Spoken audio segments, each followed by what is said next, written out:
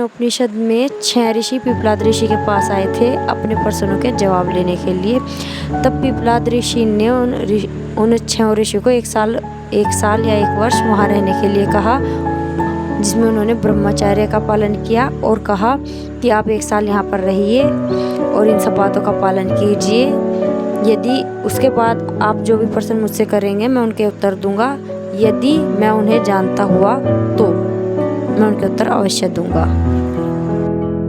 उपनिषद, इसमें 67 मंत्र है। ये अथर्ववेद की पिप्पलाद शाखा के ब्राह्मण भाग के अंतर्गत आता है। इसमें पिप्पलाद और 6 ऋषियों के बीच संवाद है। 6 लोगों ने प्रश्न किए हुए हैं। पहला प्रश्न किया है कबंदी ने, जो कत्याह के पुत्र हैं।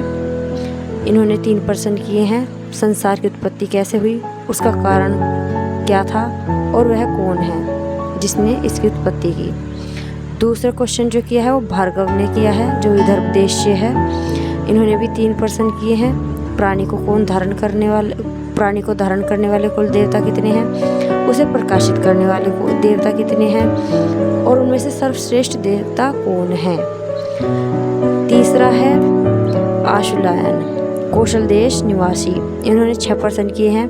प्राण किससे उत्पन्न हुआ है, शरीर में कैसे प्रवेश हुआ है, शरीर में विभाजित होकर कैसे स्थिर रहता है, शरीर से कैसे निकलता है, बाह्य जगत को कैसे धारण करता है, आंतरिक जगत को कैसे धारण करता है। चौथा जो है वो गार्ग्य ऋषि है। गार्ग्य मुनि शौर्यायणी है। इन्होंने 5 प्रश्न किए हैं। निद्रा के समय शरीर में कौन देवता जागता है, कौन सोता है,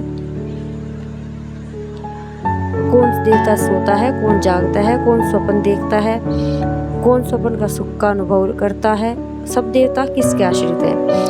पांचवें जो ऋषि हैं वो है शिव कुमार सत्यकाम। इन्होंने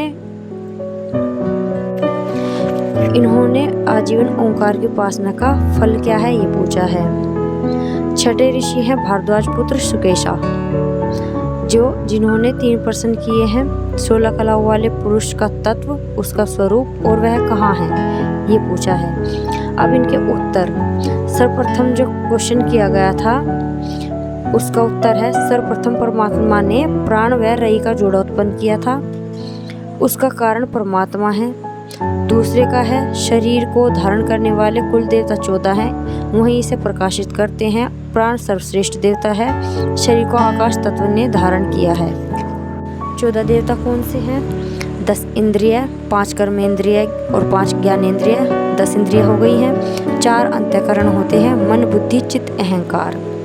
अब तीसरे ऋषि का उत्तर है, प्राण परमात्मा से उत्पन्न होकर मन के संकल्प से शरीर में प्रवेश करता है, 5 भागों में विभाजित होता है। उदान वायु अन्य प्राणों सहित शरीर से निकलकर स्वर्ग आदि अन्य शरीरों तक ले जाता है।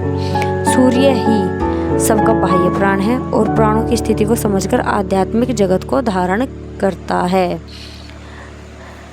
अब चौथे ऋषि का उत्तर है, निद्रा के समय पुरुष ही सोता है, इंद्रिय मन में विलीन हो जाती है, 5 प्राण रूप अग्नियां जागती है और जीवात्मा स्वप्न अवस्था में मन और इंद्रियों से सुख का अनुभव करती है। सब देवता ब्रह्मा के आश्रित है। 3 अग्नियां कौन सी हैं तो प्राण अपान व्यान।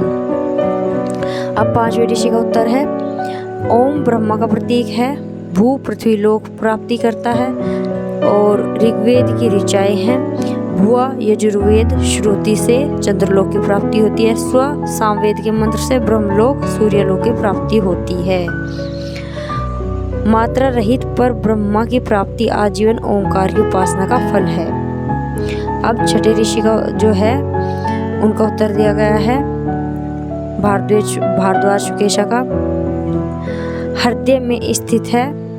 सृष्टि की रचना कैसे की गई है वो बता रहे हैं। हिरण्यगर्भ सर्वप्रथम प्राण, रई, बुद्धि, 5 तत्व, उनके कार्य, अंतःकरण, मनादि, 10 इंद्रिय विषय ज्ञान के लिए, ज्ञानेंद्रिय ज्ञान के लिए और कर्मेंद्रिय कर्म के लिए, अन्न शरीर की स्थिति के लिए, तप अंतःकरण और इंद्रियों के संयम के लिए, मंत्र उपासना के लिए कर्मानुसार लोग फलस्वरूप उनके नाम रूप की रचना कर 16 कलाओं युक्त इस ब्रह्मांड जीवात्मा सहित ब्रह्मांड रूपी शरीर में प्रवेश हो गए। ये 16 कलाएं हैं। 16 कलाएं कौन सी हैं? तो प्राण, श्रद्धा, आकाश, वायु, अग्नि, जल, पृथ्वी, मतलब 5 तत्व। ये इंद्रिय, मन, अन्न, वीर्य, तप, मंत्र, कर्म, लोक, नाम। प्राण, श्रद्धा, पंचतत्व, इंद्रिय, मन, अन्न, वीर्य, तप, मंत्र, कर्म, लोक, नाम, ये है। ओके, संवत्सर इसमें परमात्मा को कहा गया है। प्राण क्या क्या है? प्राण सूर्य है, वैश्वानर अग्नि है, उत्तरायण है, शुक्ल पक्ष है, दिन है, भोक्ता है। रई क्या है? रई चंद्र है, मूर्त अमूर्त है, दक्षिणायन है, कृष्ण पक्ष है, रात्रि या रात सूक्ष्म भोग्य है। धन्यवाद।